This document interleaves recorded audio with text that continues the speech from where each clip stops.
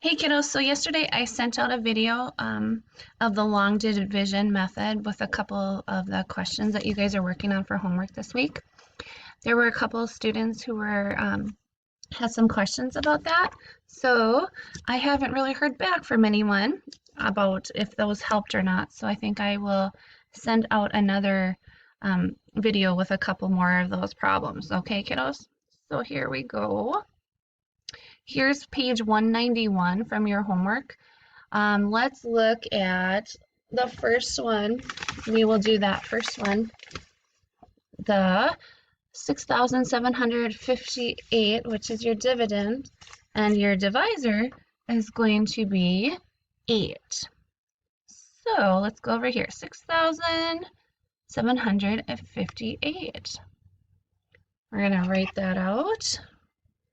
6,758, and I think our divisor was, we'll check to make sure that I'm thinking of this correctly. I think we said our divisor was going to be 8. Okay, yep, so our divisor is 8. So we're gonna work on that over here. We're gonna have our 8 here. All right, so first thing that we're going to look at, kiddos, we're going to look to see if this 8 can go into 6. Well, it can't. 8 is bigger than 6, right? So the next thing we're going to look at is if 8 can go into 67 without being as close as we can to be to 67 without going over 67. So let's see.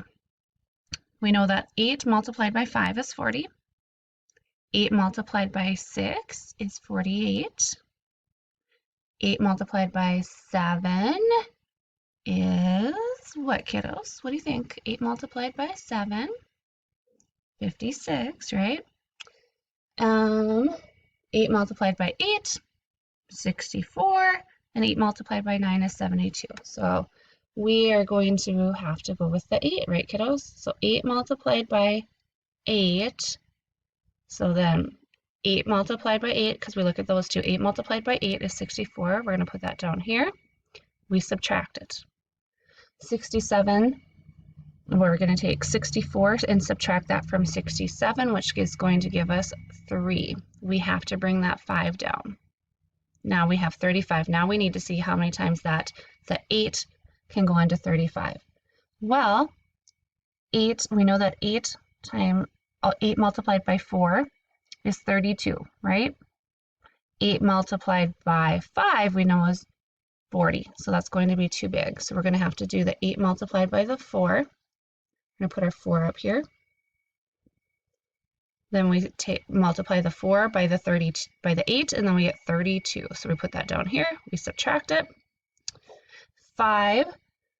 So 35 subtract 32 leaves us with 3 right here, right, kiddos? Then we have to bring down the 8. So now we have 38. How many times can the 8 go into 38? Well, we just said that 8 multiplied by 4 is 32. 8 multiplied by 5 is 40. So that's too big. So we're going to have to do the 4 again, right, kiddos? So we have our 4. I don't know why it's writing so odd today, but it is. So 4 multiplied by the 8 we said was 32. Write that down here. We're going to subtract it, and we get 6. So we're going to have a remainder of 6. 844 remainder of 6. And that would have been one of your problems on that page. Let's look at the next problem. This one is also on that page. You would have the number or the dividend of 9,259. Don't forget your comma, right? We are going to have the divisor of 7. 7 can actually go into 9 one time, right?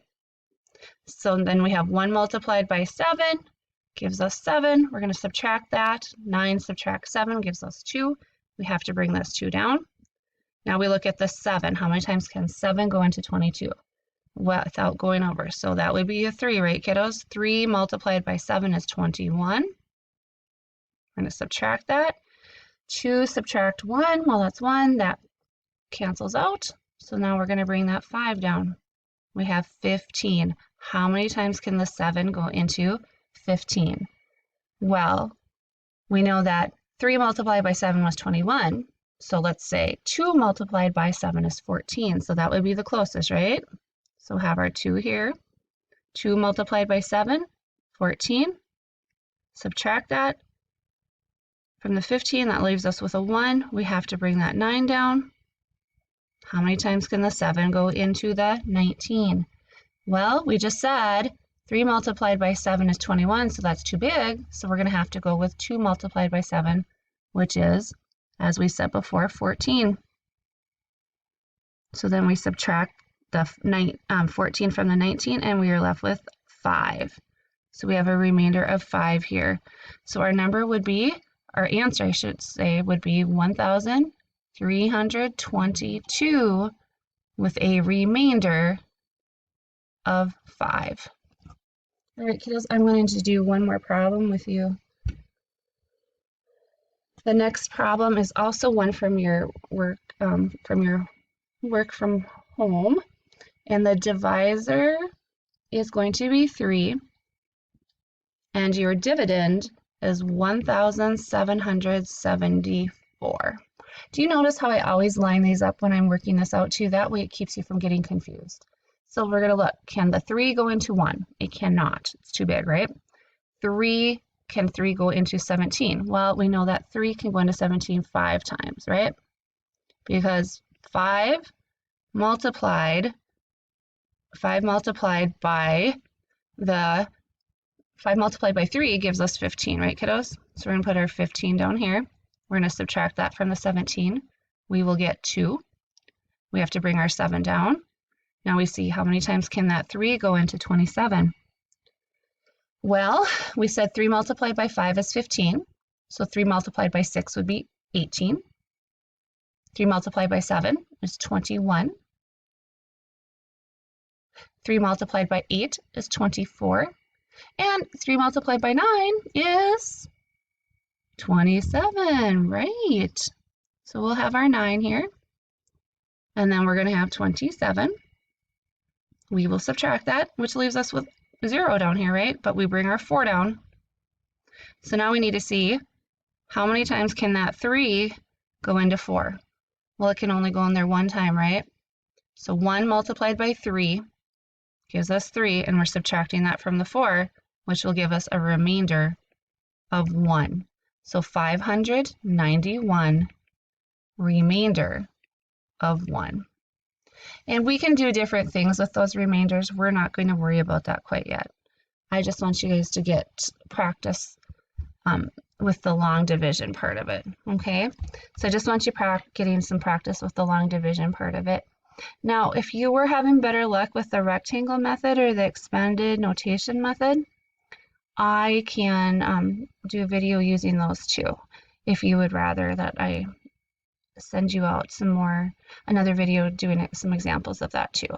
But I do think a lot of you do understand the long division method, or the step-by-step, they sometimes call it. So I hope this helped you guys, and I hope you're doing okay. It was awesome seeing those of you who managed to make our class meeting yesterday.